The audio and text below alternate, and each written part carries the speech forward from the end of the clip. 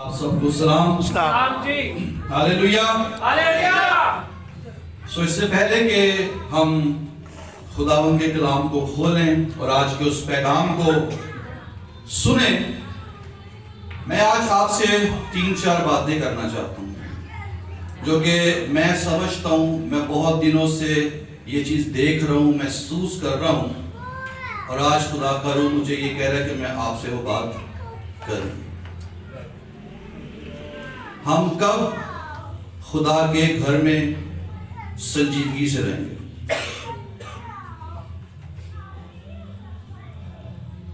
خدا کے گھر کو ہم کیا سمجھتے ہیں؟ کیا یہ کوئی پکنک پوائنٹ ہے یا ہم کسی فنکشن پہ آتے ہیں؟ کیا سمجھتے ہیں؟ پہلی بات آج یاد رکھ لیں، جب بھی چرچ میں آئیں اپنے موبائلز کو یا تو سوئچ آف کر دیں یا پھر سائلنٹ پہ کر دیں۔ دوسری بات، اپنے بچوں کو آپ نے خود کنٹرول کرنا ہے۔ آپ کو پتہ ہے آپ کا بچہ ایک ایسی جگہ پر ہے جہاں پر وہ ڈسٹربنس کر رہا ہے، آپ اسے اپنے پاس لے کر جائیں۔ تیسری بات، چرچ کا ٹائم کتنے بجے کا؟ 9 بجے کا، اور جو لوگ وقت پر آ کر سیٹس پر بیٹھ جاتے ہیں اور بعد میں جو لوگ 9:30 بجے 10 بجے آتے ہیں اور ڈسٹرب کرتے ہیں، خدا کے گھر کے تقدس کو پامال کرتے ہیں، ڈسٹربنس پیدا کرتے ہیں، کیا یہ اچھا رویہ ہے؟ بچوں کو آپ اسکول بھیجتے ہیں، اسکول کا جو ٹائم ہوتا ہے، بچوں کو دیر سے بھیجتے ہیں؟ جو جاب کا ٹائم ہے کبھی لیٹ جاتے ہیں؟ تو پھر چرچ میں کیوں دیر سے؟ خدا کو آپ سیریس نہیں لیتے۔ خدا کو باپ کہتے ہیں تو باپ کی عزت کریں۔ سو ان باتوں کو یاد رکھیں۔ اگر آپ واقعی خدا سے پیار کرتے ہیں، خدا کی عزت کرتے ہیں، تو چرچ کا ٹائم 9 بجے کا ہے، 9 بجے چرچ کے اندر آپ لوگ آئیں۔ اور اگر کوئی دیر سے آ رہا ہے تو خاموشی سے جہاں جگہ نظر آ رہی ہے چپ چاپ کر کے بیٹھ جائے۔ جو پہلے آیا ہوا ہے اس کو ڈسٹرب مت کریں، اس کو عبادت کرنے دیں، پرستش کرنے دیں۔ اور اکثر دعا میں بہت سے لوگوں کی آنکھیں کھلی ہوتی ہیں، ادھر ادھر دیکھ رہے ہوتے ہیں۔ وجہ، ہم یہاں پر ادھر ادھر دیکھنے کے لیے آتے ہیں؟ ہم یہاں خدا کو دیکھنے کے لیے آتے ہیں؟ کیا ہم یہاں آپس میں باتیں کرنے کے لیے آتے ہیں؟ ہم خدا کی بات کو سننے کے لیے آتے ہیں۔ تو ان باتوں کو اپنے دل پر، اپنے دماغ پر کہیں پہ لکھ لیں، کیونکہ یسوع بہت جلد آنے والا ہے، بڑی مار پڑے گی، یاد رکھیں۔ تو ان چیزوں کو نوٹ کریں۔ سو خدا جو ہے نا، خدا کا کلام شیریں بھی ہے، اور خدا کا کلام جو ہے نا ہتھوڑے کی طرح بھی۔ تو آج ضرورت ہے ہتھوڑے کی میرے خیال سے۔ سو آئیے، جن کے پاس بائبل مقدس ہے میرے ساتھ نکالیے حزقیل نبی کا صحیفہ 47واں باب ہے، اور اس کی پہلی آیت سے لے کر 9ویں آیت تک بائبل مقدس میں سے پڑھیں گے۔ حزقیل نبی کا صحیفہ چیپٹر نمبر 47، پہلی آیت سے لے کر 9ویں آیت تک کلام مقدس میں سے پڑھیں گے۔ سو لکھا ہے، پھر وہ مجھے ہیکل کے دروازہ پر واپس لایا، اور کیا دیکھتا ہوں، میں 2 دفعہ ریپیٹ اسی لیے کرتا ہوں کہ آپ کو حوالے کی سمجھ آ جائے، اس کے بعد بھی آپ کو نہیں آتا تو میں نیکسٹ ٹائم 3 دفعہ ریپیٹ کر دیا ہوں، ٹھیک ہے؟ پھر وہ مجھے ہیکل کے دروازہ پر واپس لایا، اور کیا دیکھتا ہوں کہ ہیکل کے آستانہ کے نیچے سے پانی مشرق کی طرف نکل رہا ہے، کیونکہ ہیکل کا سامنا مشرق کی طرف تھا، اور پانی ہیکل کی داہنی طرف کے نیچے سے مذبح کے جنوبی جانب سے بہتا تھا۔ تب وہ مجھے شمالی پھاٹک کی راہ سے باہر لایا اور مجھے اس راہ سے جس کا رخ مشرق کی طرف ہے بیرونی پھاٹک پر واپس لایا، یعنی مشرق رویا پھاٹک پر، اور کیا دیکھتا ہوں کہ داہنی طرف سے پانی جاری ہے، اور اس مرد نے جس کے ہاتھ میں پیمائش کی ڈوری تھی مشرق کی طرف بڑھ کر 1000 ہاتھ ناپا اور مجھے پانی میں سے چلایا، اور پانی ٹخنوں تک تھا۔ پھر اس نے 1000 ہاتھ اور ناپا اور مجھے اس میں سے چلایا، اور پانی گھٹنوں تک تھا۔ پھر اس نے 1000 اور ناپا اور مجھے اس میں سے چلایا، اور پانی کمر تک تھا۔ پھر اس نے 1000 اور ناپا، اور ایسا دریا تھا کہ میں اسے عبور نہیں کر سکتا تھا، کیونکہ پانی چڑھ کر تیرنے کے درجے کو پہنچ گیا، اور ایسا دریا بن گیا جس کو عبور کرنا ممکن نہ تھا۔ اور اس نے مجھ سے کہا، اے آدم زاد، کیا تو نے یہ دیکھا؟ تب وہ مجھے لایا اور دریا کے کنارے پر واپس پہنچایا، اور جب میں واپس آیا تو کیا دیکھتا ہوں کہ دریا کے کنارے دونوں طرف بہت سے درخت ہیں۔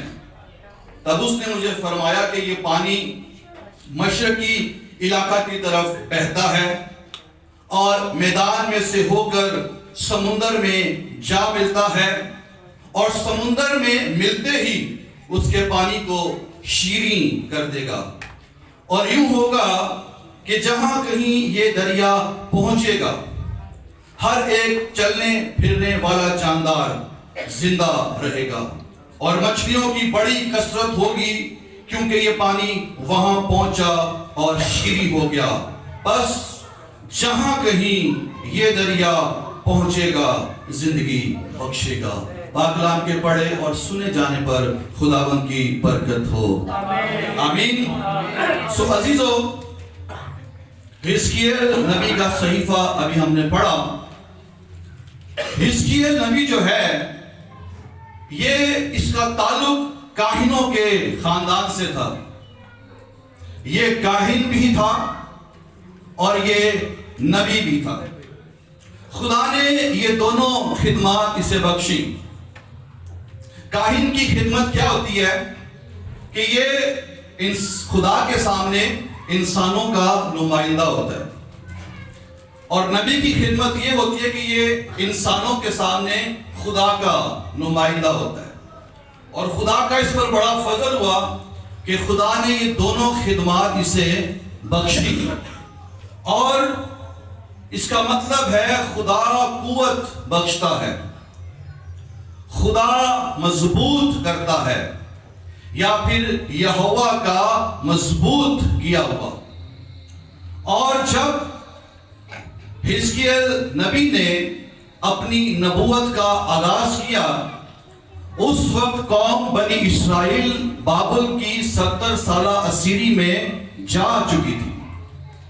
یہ حزقیل کا جو صحیفہ ہے یہ بابلی اسیری کے دوران وجود میں آیا، اور 2 گروپس میں یہودا کے لوگ بابل کی اسیری میں جا چکے تھے۔ جو پہلا گروپ تھا وہ تقریباً 605 قبل از مسیح میں اسیری میں گیا، جس میں دانیل، سدرک، میشک اور ابدنجو شامل تھے۔ اور پھر دوسرا گروپ جب اسیری میں گیا ہے تو یہ تقریباً 597 قبل از مسیح میں، جس میں یہ حزقیل نبی بھی تھا اور یہویاکین بادشاہ بھی اس میں شامل تھا۔ اور اس شخص نے اسیری کے دوران، جلا وطنی کے دوران کیا کی ہے؟ نبوتی خدمت کو سر انجام دیا ہے۔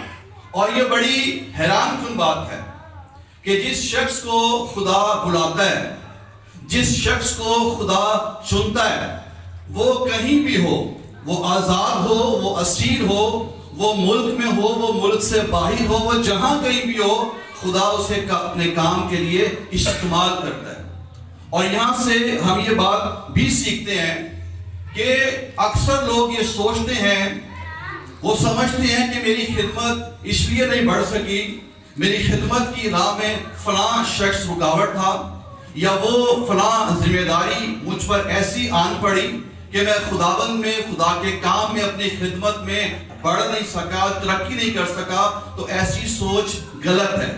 یاد رکھیں، جن کو خدا نے بلایا ہے، جن کو خدا نے چنا ہے، اگر وہ وفادار رہیں، اگر وہ خدا کے کام کے لیے اویلیبل رہیں، تو وہ کہیں بھی کیوں نہ ہو، کوئی ان کی خدمت کو دبا نہیں سکتا، کیونکہ خدا ان کو اپنے جلال کے لیے استعمال کرتا ہے.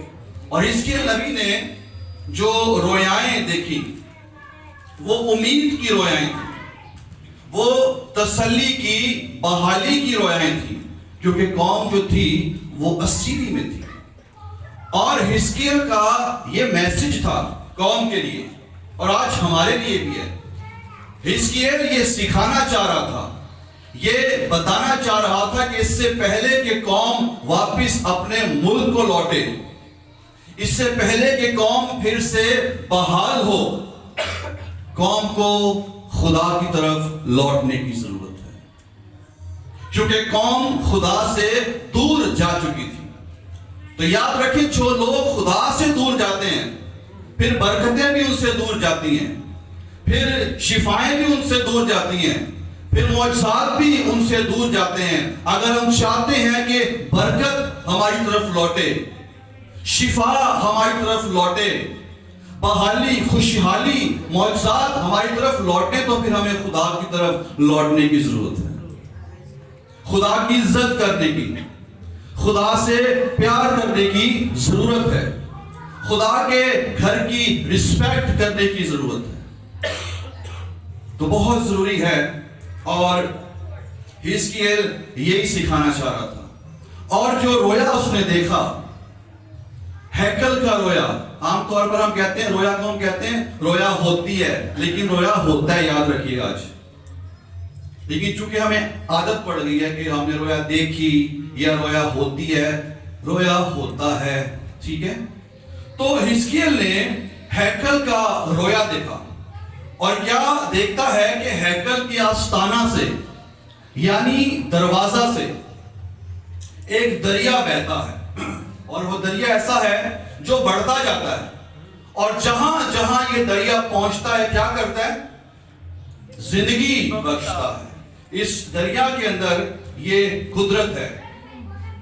اور جس ہیکل کا رویا حزقیل نبی دیکھ رہا ہے، یہ سلیمانی ہیکل نہیں تھی، کیونکہ سلیمانی ہیکل کو نبوکت نظر بادشاہ نے تباہ کر دیا تھا، برباد کر دیا تھا.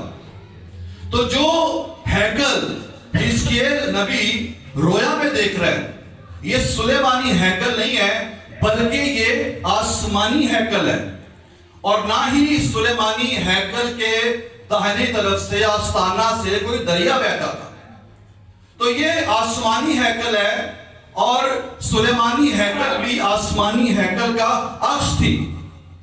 تو یہ ہیکل آسمانی ہے، اور جو دریا وہاں سے نکل رہا ہے وہ دریا بھی آسمانی ہے. ہاللیلویا. کیونکہ یہ دریا جہاں پہنچتا ہے، لکھا ہے کہ یہ جب سمندروں میں گرتا ہے تو سمندر کی کڑواہٹ کو دور کر دیتا ہے، اس کے پانی کو شیریں بنا دیتا ہے، میٹھا بنا دیتا ہے. اس کے اندر یہ قدرت ہے. یہ آسمانی دریا ہے. جیسے ہیکل آسمانی ہے، ویسے دریا بھی آسمانی ہے. ہمارے ملک میں سب سے بڑا دریا کون سا ہے؟ دریا سندھ. بلکہ یہ جنوبی ایشیا کا سب سے بڑا دریا ہے. اسے انڈس ریور بھی کہتے ہیں. اور آپ کو پتہ ہے، اس کی شروعات کہاں سے ہوتی ہے؟ اس کی شروعات ہوتی ہے تبت سے، اور وہاں پر ایک مانسرود کے نام سے جھیل ہے، وہاں سے اس کا آغاز، اس کی شروعات ہوتی ہے. اور کہا جاتا ہے کہ جو مانسرود کی جھیل ہے یہ دریائے سندھ کا منبع ہے. بہتے بہتے یہ پہلے بھارت میں آتا ہے، پھر پاکستان میں داخل ہوتا ہے، کشمیر میں آتا ہے، اور کشمیر سے گزرتے گزرتے یہ سرحد میں داخل ہوتا ہے، اور سرحد میں اسے اباسین کہتے ہیں، دریاؤں کا باپ، اسے شیر دریا بھی کہتے ہیں۔ اس کے بعد یہ پہاڑوں سے میدانوں میں اترتا ہے اور پھر ہمارے پنجاب میں داخل ہوتا ہے۔ اور ہمارے پنجاب میں کتنے دریا ہیں؟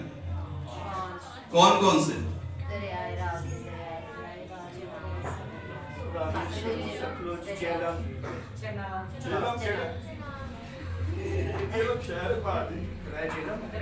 دریائے جہلم، دریائے راوی، دریائے ستلج، دریائے چناب اور دریائے بیاس، یہ 5 دریا ہیں۔ اور آپ کو پتہ ہے ہمارے جنوبی ضلع ہے پنجاب کا بہاولپور، وہاں پر ان 5 دریاؤں کا سنگم ہوتا ہے۔ وہاں پر آ کر یہ دریا کیا ہو جاتے ہیں؟ اکٹھے ہو جاتے ہیں۔ اور پھر جنوبی ضلع راجن پور کا ایک شہر ہے مٹھن کوٹ، ٹھیک ہے، وہاں پر پھر یہ سب دریا ملتے ہیں، اور اس کے بعد مل ملا کر یہ دریائے سندھ میں شامل ہو جاتے ہیں۔ اور پھر دریائے سندھ بڑھتے بڑھتے آپ کے کراچی میں جاتا ہے، اور وہاں پر جو آپ کا عربین سی ہے اس میں گر جاتا ہے۔ اب یہ سارے دریا جو ہیں مل ملا کر اکٹھے ہو کر جب سمندر میں گرتے ہیں تو سمندر کی کڑواہٹ کو دور نہیں کرتے بلکہ اپنی مٹھاس بھی ہو بیٹھتے ہیں۔ لیکن جس دریا کی ہم بات کر رہے ہیں، جو رویا ہزقیل دیکھ رہا ہے، جب یہ دریا سمندر میں گرتا ہے تو یہ دریا اپنی مٹھاس نہیں کھوتا بلکہ اس سمندر کی کڑواہٹ کو دور کرتا ہے اور اس کے پانی کو شیریں بنا دیتا ہے، میٹھا بنا دیتا ہے۔ ہاللیلویا۔ تو یہ ہیکل بھی آسمانی ہے اور یہ دریا بھی آسمانی ہے۔ اور یہ سمندر کون سا ہے؟ آئیے ایک حوالہ دیکھیں، یسایہ نبی کا صحیفہ اور اس کا چیپٹر نمبر 57 ہے، یسایہ 57 باب اور اس کی 20 آیت لکھا ہے، لیکن شریر تو سمندر کی مانند ہے جو ہمیشہ موجزن اور بے قرار ہے، جس کا پانی کیچڑ اور گندگی اچھالتا ہے۔ میرا خدا فرماتا ہے کہ شریروں کے لیے سلامتی نہیں ہے۔ پھر ایک اور حوالہ بھی ہے، مکاشفہ 13:1، وہاں پر لکھا ہے، اور میں نے ایک حیوان کو سمندر میں سے نکلتے دیکھا۔ تو یہ جیسے وہ ہیکل آسمانی ہے، وہ دریا آسمانی ہے، اسی طرح یہ جو سمندر ہے، یہ سمندر وہ نہیں جو دنیا میں ہم دیکھتے ہیں۔ سمندر کو کہا گیا ہے یہ شریر کی علامت ہے، جو گندگی اچھالتا ہے، یہ شریر کی علامت ہے۔ اور ہم نے پڑھا مکاشفہ 13:1 میں کہ میں نے ایک حیوان کو سمندر میں سے نکلتے ہوئے دیکھا ہے۔ یہ مخالف مسیح کی طرف اشارہ ہے جو دنیا میں سے نکلے گا۔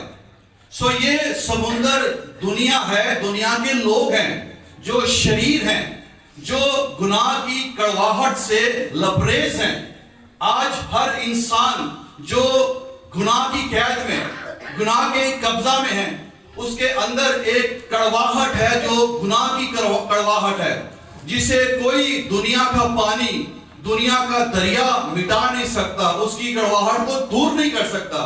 اسے مٹانے کے لیے ایک دریا آسمان سے بہتا ہے، وہ دریائے سندھ نہیں ہے، وہ دریائے راوی نہیں ہے، وہ دریائے مسیح ہے، خدا کا بیٹا یسوع مسیح ناصری ہے۔ ہاللیلویا۔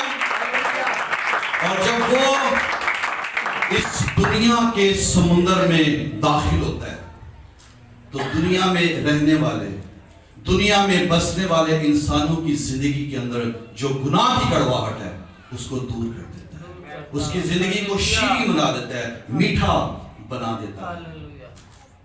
سو بہت ضروری ہے کہ ہم اس بات کو آج سمجھیں۔ دنیا کے جتنے بھی دریا ہیں، میں نے پہلے بھی ذکر کیا کہ وہ سب مل ملا کر بھی سمندر کی کڑواہٹ کو دور نہیں کر سکتے۔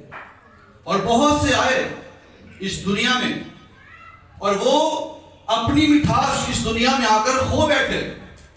ان کے اندر بھی کڑواہٹ داخل ہو گئی. لیکن واحد ہمارا خداوند یسوع مسیح ہے جس پر گناہ کا کوئی اختیار نہیں. وہ ہر طرح کے گناہ سے مبرہ ہے, وہ مکمل پاک ہے, وہ خالص ہے, وہ ایک جلالی دریا ہے, اور وہ جہاں بھی پہنچتا ہے کیا کرتا ہے جی؟ زندگی بخشتا ہے, شیریں بنا دیتا ہے, مٹھاس پیدا کرتا ہے. انسان کے اندر کڑواہٹ ہے, تلخی ہے, غصہ ہے, اس کے مزاج کے اندر بڑی اکڑ ہے. لیکن جب یہ دریا زندگی میں آ جائے نا, خاندانوں میں آ جائے, تو پھر وہاں سے ہر طرح کی تلخیاں, کڑواہٹیں, ناراضگیاں, جھگڑے جو ہیں ختم ہو جاتے ہیں, مٹھاس پیدا ہو جاتی ہے, صلح, ہم آہنگی, اتفاق پیدا ہو جاتا ہے, بدنوں کے اندر شفا کی مٹھاس آ جاتی ہے, سوچوں کے اندر سکون, دل کے اندر اطمینان کی مٹھاس آ جاتی ہے. کب؟ جب یہ دریا یسوع مسیح کسی بھی انسان کی زندگی کے اندر داخل ہو جاتا ہے. اور پھر اس کے دیکھ رہا ہے, اس نے دیکھا کہ وہ جو پانی ہے وہ پہلے کہاں تک تھا؟ ٹخنوں تک تھا, پھر وہ گھٹنوں تک آیا, اس کے بعد وہ کمر تک آیا, پھر اس کے بعد وہ تیرنے کے درجے تک آ گیا جسے وہ عبور نہیں کر سکتا تھا. تو یہ جو پانی ہے, یہ جو زندگی کا پانی ہے, یہ روح القدس کی بھی علامت ہے.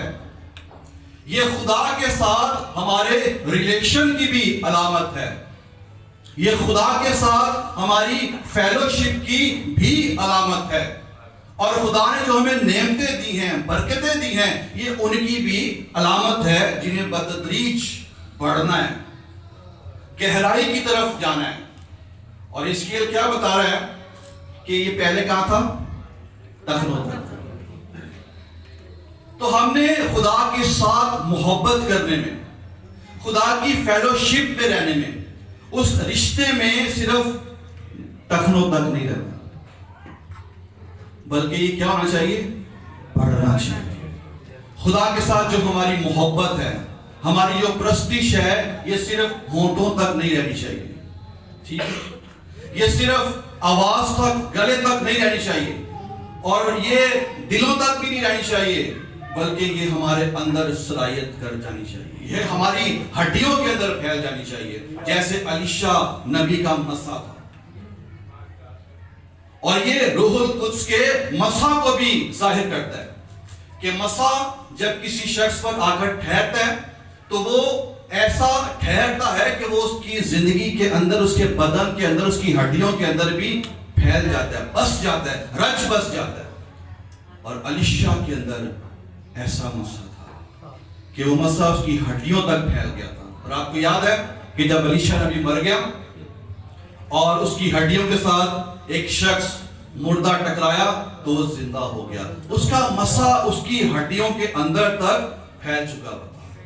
سو بہت ضروری ہے, مسا کے بغیر ہم خدمت نہیں کر سکتے, مسا کے بغیر ہم خدا کا کام نہیں کر سکتے, مسا کے بغیر آپ ورشپ نہیں کر سکتے. اگر کریں گے تو وہ گیت جو ہے صرف جسٹ سنگنگ ہے, لیکن اگر مسا ہوگا تو پھر وہ پرستش ہے. اور یہ جو مسا ہے یہ خدا کی طرف سے ایک نعمت ہے, ایک تحفہ ہے, اور اس کے اندر یہ قدرت ہے, یہ روز بروز ایک ایماندار کی زندگی میں بڑھتا ہے, پھیلتا ہے. یہ ایک ایسی الہی قوت ہے, جب کسی پر آتا ہے واقعی میں تو پھر یہ پھیل جاتا ہے. الیشا کے اوپر مسا آیا, اس کی ہڈیوں میں پھیل گیا. پولس رسول پر مسا آیا, اس کے بدن میں پھیل گیا. پطرس رسول پر مسا آیا, اس کے سائے تک کے اندر مسا چلا گیا. اور جب یسوع اس دنیا میں تھا, یسوع کو چھو کے آنے والی ہواؤں کے اندر بھی مسا تھا, فضاؤں کے اندر بھی مسا تھا. وہ جہاں سے گزرتا تھا, جہاں سے گزرتا تھا وہاں پر مسا ہی مسا تھا. اور یہ مسا تو تھا کہ لوگ اس کے پیچھے پیچھے آتے تھے, اور جو اس کے پیچھے آتے تھے وہ اپنی بیماریوں سے, کمزوریوں سے شفا پاتے تھے. آج یاد رکھیں ہمیں اس گہرائی میں اترنے کی ضرورت ہے اور ہمیں اس خدمت میں، اس مسا میں بڑھنے کی ضرورت ہے۔ کئی لوگ ہوتے ہیں جو ساری زندگی کنارے پر بیٹھے رہتے ہیں، گہرائی کی طرف آتے نہیں۔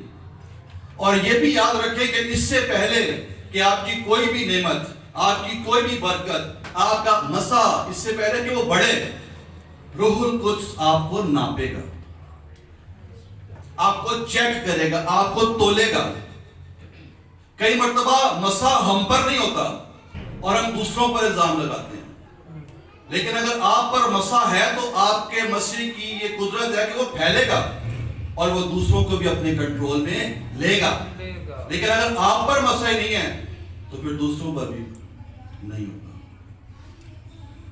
سو مسا جو ہے یہ پھیلتا ہے۔ بیل شزر کو تولا گیا اور کیا نکلا؟ وہ کم نکلا۔ تو روح القدس تولتا ہے، چیک کرتا ہے، جیسے حزقیل بیان کر رہا ہے کہ 1000 ناپا۔ پہلے پانی کہاں تک تھا؟ ٹخنوں تک تھا، 1000 ناپا گیا۔ اس کے بعد ناپنے کے بعد جب وہ اس پر پورا اترتا ہے، اسے چیک کیا جاتا ہے، تو پھر وہ اور بڑھتا ہے اور گھٹنوں تک آتا ہے۔ پھر 1000 ناپا جاتا ہے، پھر وہ جب اس پر پورا اترتا ہے تو پھر پانی کمر تک آتا ہے، اور پھر 1000 پھر ناپا جاتا ہے تو پھر پانی تیرنے کے درجے پر آتا ہے۔ لوگ خداوند میں اس لیے نہیں بڑھتے، ساری زندگی گھٹنوں تک ہی ان کا خدا کے ساتھ رشتہ رہتا ہے، ان کی نعمتیں، ان کی برکتیں، ان کا مسا بڑھتا ہی نہیں ہے۔ کیوں؟ کیونکہ جب روح القدس ان کو ناپتا ہے، روح القدس ان کو چیک کرتا ہے تو وہ کم نکل آتے ہیں، اسی لیے ان کو اور ملتا نہیں ہے، اسی لیے اور وہ بڑھتے نہیں ہیں۔ لیکن یاد رکھیں، اگر آپ چاہتے ہیں کہ آپ بڑھیں، خدا کے ساتھ جو آپ کا ریلیشن ہے، جو فیلوشپ ہے، جو روح القدس کا مسا ہے، جو نعمتیں ہیں، جو خدمت خدا نے آپ کے سپرد کی ہے، اگر آپ چاہتے ہیں کہ بڑھیں تو پھر اپنے آپ کو ایسا بنائیں کہ جب وہ آپ کو چیک کرے تو وہ آپ کو اور دے، جب چیک کرے آپ کو اور دے، اور آپ تیرنے کے درجے تک آ جائیں، آپ مسا میں بھیگنا شروع ہو جائیں، آپ خدا کی محبت میں تیرنا شروع ہو جائیں، نہ کہ ساری زندگی کنارے پر بیٹھے رہیں یا پھر وہ ریلیشن جو ہے ٹخنوں تک ہی رہے۔ سو حزقیل بیان کرتا ہے کہ یہ بڑھتا ہے اور بڑھتا ہی جاتا ہے۔ سو جس دریا کی حزقیل بات کر رہا ہے، پہلی بات یہ آسمانی ہے، دوسری بات یہ بڑھتا ہے، اور تیسری بات یہ سمندروں کی کڑواہٹ کو دور کرتا اور اس کے پانی کو میٹھا بناتا ہے، اور چوتھی بات یہ دریا جہاں جہاں پہنچتا ہے وہاں پر کیا ہوتا ہے؟ زندگی بخشتا ہے۔ اور یہ دریا کون ہے؟ خداوند یسوع مسیح ناصری۔ یہ بیماروں کے لیے شفا کا ذریعہ ہے، یہ گناہگاروں کے لیے نجات کا ذریعہ ہے، یہ مردوں کے لیے زندگی کا ذریعہ ہے، اور یہ قیدیوں کے لیے رہائی کا ذریعہ ہے۔ اور یہ دریا آج اس دنیا میں جہاں جہاں پہنچ رہا ہے، لوگ گناہوں سے نجات پا رہے ہیں، لوگ بیماریوں سے شفا پا رہے ہیں، لوگوں کے حالات بدل رہے ہیں، زندگیاں بدل رہے ہیں، بیداری آ رہی ہے، بحالی آ رہی ہے، اور خدا کا کام ہو رہا ہے۔ جہاں جہاں یہ دریا پہنچتا ہے زندگیوں کو بدلتا ہے۔ اگر آج تک کسی کی زندگی میں مٹھاس نہیں آئی تو اس کا مطلب وہ دریا مکمل طور تک زندگی میں بہہ نہیں رہا، اور اگر بہہ بھی رہا ہے تو کہاں تک ہے؟ صرف ٹخنوں تک ہے، یا پھر گھٹنوں تک ہے، یا پھر کمر تک ہے۔ لیکن دعا کریں اور ایسے بن جائیں کہ آپ تیرنے کے درجے پر چلے جائیں، آپ گہرائی میں چلے جائیں۔ سو یہ دریا جو ہے شفا کا دریا ہے۔ بائبل مقدس میں سے ایک حوالہ اگر آپ دیکھیں، یوحنا رسول کی انجیل، اس کا 5واں باب اور اس کی دوسری آیت سے 9ویں آیت تک پڑھیں گے۔ لکھا ہے، یروشلم میں بھیڑ دروازے کے پاس ایک حوض ہے جو عبرانی میں بیت حسدا کہلاتا ہے، اور اس کے 5 برآمدیں ہیں۔ ان میں بہت سے بیمار اور اندھے اور لنگڑے اور پش مردہ لوگ جو پانی کے ہلنے کے منتظر ہو کر پڑے تھے، کیونکہ وقت پر خداوند کا فرشتہ حوض پر اتر کر پانی ہلایا کرتا تھا۔ پانی ہلتے ہی جو کوئی پہلے اترتا سو شفا پاتا، اس کی جو کچھ بیماری کیوں نہ ہو۔ وہاں ایک شخص تھا جو 38 برس سے بیماری میں مبتلا تھا۔ اس کو یسوع نے پڑا دیکھا اور یہ جان کر کہ وہ بڑی مدت سے اس حالت میں ہے، اس سے کہا، کیا تو تندرست ہونا چاہتا ہے؟ اس بیمار نے اسے جواب دیا، اے خداوند، میرے پاس کوئی آدمی نہیں کہ جب پانی ہلایا جائے تو مجھے حوض میں اتار دے، بلکہ میرے پہنچتے پہنچتے دوسرا مجھ سے پہلے اتر پڑتا ہے۔ یسوع نے اس سے کہا، اٹھ اور اپنی چارپائی اٹھا کر چل پھر۔ وہ شخص فوراً تندرست ہو گیا اور اپنی چارپائی اٹھا کر چلنے پھرنے لگا۔ وہ دن سبت کا تھا۔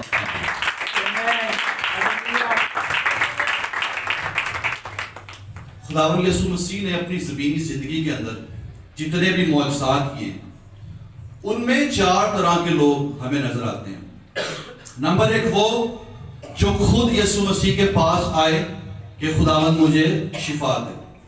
نمبر 2 وہ ہیں جو خود نہیں آ سکتے تھے، کوئی دوسرا ان کو اٹھا کر یسوع کے پاس لاتا تھا اور شفا پاتا تھا۔ اور نمبر 3 وہ لوگ تھے جو خود یسوع کے پاس نہیں آ سکتے تھے، تو ان کے بہاف پر کوئی شخص یسوع کے پاس آتا تھا۔ اور چوتھی قسم کے لوگ وہ تھے جو نہ خود آ سکتے تھے، نہ کوئی ان کو لا سکتا تھا، نہ کوئی ان کے بہاف پر آ سکتا تھا۔ ایسے لوگوں کے پاس یسوع خود پہنچ جایا کرتا تھا۔ ہاللیلویہ۔ اور یہ شخص جو 38 برس سے بیمار تھا، اور ہم نے پڑھا کہ یہ شخص کہاں پر بیٹھا ہوا تھا؟ یروشلم کے 12 پھاٹک ہیں، جن میں سے ایک بھیڑ دروازہ ہے، اور وہاں پر ایک حوض تھا جس کا کیا نام تھا؟ بیت حسدا، رحم کا گھر۔ اور خدا کی طرف سے کچھ نظام تھا کہ اس حوض کے اندر پانی تھا، اور وہاں پر بہت سے اندھے لنگڑے بیمار کئی ٹائم سے پڑے رہتے، اور لکھا ہے کہ وقت پر خداوند کا فرشتہ اس پانی کو ہلاتا تھا، اور جو پہلے اترتا تھا شفا پا جاتا تھا۔ اب یہ شخص جو ہے یہ 38 سال سے، غور کیجئے 38 سال زندگی کا ایک بہت بڑا عرصہ ہوتا ہے، 38 سال سے یہ وہاں پر پڑا ہوا ہے، اور یہ اس بات کا منتظر ہے کہ جب پانی ہلے تو میں پانی میں اتروں اور مجھے شفا ملے، اور یہ اس بات کا بھی منتظر ہے کہ کوئی آدمی ہو جو مجھے وہاں پر لے کر جائے۔ یہ نہیں جا سکتا تھا، ایسی اس کی کنڈیشن تھی۔ اور جب اس نے کوشش کی ان 38 سالوں میں کہ یہ حوض تک جائے، کوئی دوسرا پہلے اتر جاتا تھا اور وہ شفا پا جاتا تھا۔ سو یہ 38 سال سے منتظر تھا حوض میں اترنے کا، حوض کے پانی میں جانے کا منتظر تھا کہ مجھے حوض کے پانی سے شفا ملے۔ لیکن آج اس کے پاس کوئی حوض نہیں، بلکہ ایک دریا جو زندگی کا دریا ہے، جو شفا کا دریا ہے، جو جہاں پہنچتا ہے زندگی بخشتا ہے۔ اس کے پاس خود چل کر بہتا ہوا آ گیا، اور اس نے کہا کہ اٹھ اور اپنی چارپائی اٹھا اور چل پھر۔ ہاللیلویہ۔ تو وہ شفا کا دریا ہے، اور وہ جہاں پہنچتا ہے وہاں پر کیا کرتا ہے؟ شفا بخشتا ہے۔ پھر یہ نجات کا دریا، آپ کو یاد ہوگا یوحنا کی انجیل کے 4 باب میں سامری عورت کا ذکر آپ سب جانتے ہیں۔ وہ سامری تھی، 5 شوہر کر چکی تھی، اب جس کے پاس رہ رہی تھی وہ بھی اس کا شوہر نہیں تھا۔ اس کی زندگی کے اندر گناہ کی کڑواہٹ تھی، وہ اپنی شخصیت میں ٹوٹی ہوئی تھی، بکھری ہوئی تھی، اس کی زندگی ہر طرح کی کڑواہٹ سے لبریز تھی، اور وہ پانی بھرنے کے لیے کنویں پر آتی ہے، اور آج جب وہ کنویں پر آئی ہے تو اس کنویں کے پاس زندگی کا دریا بہہ رہا تھا، اور یسوع نے اس سے کہا کہ مجھے پانی دے۔ کہتی ہے تو یہودی ہو کر مجھ سامری سے پانی کیوں مانگتا ہے؟ تو یسوع نے کیا کہا کہ اگر تو خدا کی بخشش کو جانتی اور یہ بھی جانتی جو تجھ سے پانی مانگتا ہے وہ کون ہے، تو تو اس سے مانگتی اور وہ تجھے وہ پانی دیتا جو زندگی کا پانی ہے۔ کہتی ہے خداوند تیرے پاس تو کوئی برتن نہیں ہے اور کنواں گہرا ہے۔ خداوند نے کہا کہ جو اس پانی سے پیے گا پھر پیاسا ہوگا، لیکن جو پانی میں دوں گا وہ اس میں ایک چشمہ بن جائے گا جو ہمیشہ کی زندگی کے لیے جاری رہے گا۔ کہتے خداوند وہ پانی مجھے روز دیا کر، روز پلایا کر، اور یسوع مسیح نے اسے زندگی کا وہ پانی دیا کہ اس کے اندر سے گناہ کی کڑواہٹ، تلخیاں، اور جو وہ اپنی شخصیت میں ٹوٹی ہوئی تھی، خداوند نے اس کے اندر کی ساری کڑواہٹ کو دور کر دیا اور اسے زندگی کی مٹھاس سے بھر دیا۔ اسے نجات مل گئی، اور ایسی نجات ملی کہ وہ صرف اس تک محدود نہیں تھی، اس کے اندر سے پانی کے چشمے جاری ہو گئے، اور اس نے سارے شہر میں جا کر گواہی دینا شروع کر دی کہ مجھے خرسطس مل گیا، مسیح مل گیا، اور اس کی گواہی اتنی پاورفل تھی کہ لکھا کہ پورا شہر یسوع کے پاس آیا، اور لکھا کہ وہ سب یسوع پر ایمان لائے اور نجات پا گئے۔ کیونکہ یہ دریا ایسا ہے کہ جب یہ کسی کی زندگی پر بہنا شروع ہو جاتا ہے تو پھر وہ چشمہ بن کر اس میں سے بھی بہنا شروع ہو جاتا ہے، جو دوسروں کے لیے بھی شفا، نجات اور برکت کا وسیلہ بنتا ہے۔ سو یہ ایسا دریا ہے۔ عزیزو، آج اگر ہم میں سے کسی کی زندگی میں کسی قسم کی کوئی بھی کڑواہٹ ہے، اگر گناہ کی کڑواہٹ ہے، اگر کسی بیماری کی کڑواہٹ ہے، کسی اور مشکل یا پریشانی کی کڑواہٹ ہے، اگر کسی لعنت کی، کسی بدروح کی کڑواہٹ ہے، تو آج صبح خدا کا بیٹا یسوع مسیح آپ کی زندگی سے ساری کڑواہٹوں کو دور کرنے کی قدرت رکھتا ہے۔ آپ کی زندگیوں کے اندر نجات کی، شفا کی، بحالی کی، بیداری کی، روح القدس کے مسا کی مٹھاس کو بھرنا چاہتا ہے۔ لیکن اس کے لیے ضروری ہے کہ ہم اپنا آپ اس کے حضور میں پیش کریں۔ یہ جو ہماری فیلوشپ خدا کے ساتھ ہے یہ بڑھنی چاہیے، یہ گھٹنوں تک نہیں رہنی چاہیے، یہ ٹخنوں تک، یہ کمر تک نہیں رہنی چاہیے، بلکہ یہ تیرنے کے درجے پر آنی چاہیے۔ اور جب اس درجے پر آئیں گے ہم، اور ہم ایسے مسا سے بھرے ہوں گے، روح القدس اس طور سے ہم پر ٹھہرا ہوگا، اس پانی کی ندیاں، اس کے چشمے ہماری زندگی سے جاری رہیں گے، تو نہ صرف ہم بلکہ ہمارے وسیلہ سے ہمارے آس پاس کے لوگ بھی برکت پائیں گے، اور ان کی زندگیاں بھی مٹھاس سے بھر جائیں گی۔ سو عزیزو، بہت ضروری ہے کہ ہم اس دریا میں جو مسیح کی صلیب سے، مسیح کے خون کا دریا بہہ ہے، ہم اس میں نہائیں، اس میں ڈوب جائیں۔ دنیا کے جتنے بھی دریا ہیں اس میں جو شخص ڈوبتا ہے وہ مر جاتا ہے، لیکن یسوع زندگی کا ایسا دریا ہے جو اس میں ڈوبتا ہے وہ مرتا نہیں بلکہ اس کو زندگی مل جاتی ہے، اور ہمیشہ کی زندگی مل جاتی ہے۔ ہاللیلویا۔ سو اس لیے بتا رہا ہے کہ یہ دریا جہاں جہاں پہنچتا ہے زندگی بخشتا ہے۔ ہاللیلویا۔ اگر آپ چاہتے ہیں کہ آج صبح یہ دریا آپ کی زندگی پر بہنا شروع ہو جائے، یہ مسا آپ پر آ کر ٹھہر جائے، اور یہ آپ کے اندر پھیلنا شروع ہو جائے، آپ کی ہڈیوں میں، آپ کے بدن میں، آپ کے کپڑوں میں، آپ کے سائے میں، آپ کے آس پاس کے لوگوں پر، تو آئیے اپنے قدموں پر کھڑے ہو جائیں، اور آج صبح ہم دعا کرنا شروع کر دیں۔ سب اپنے قدموں پر کھڑے ہو جائیں اور اپنی آوازوں کو بلند کریں، اور سب دعا کرنا شروع کر دیں۔ سب اپنے لبوں کو کھولیں، اپنی آوازوں کو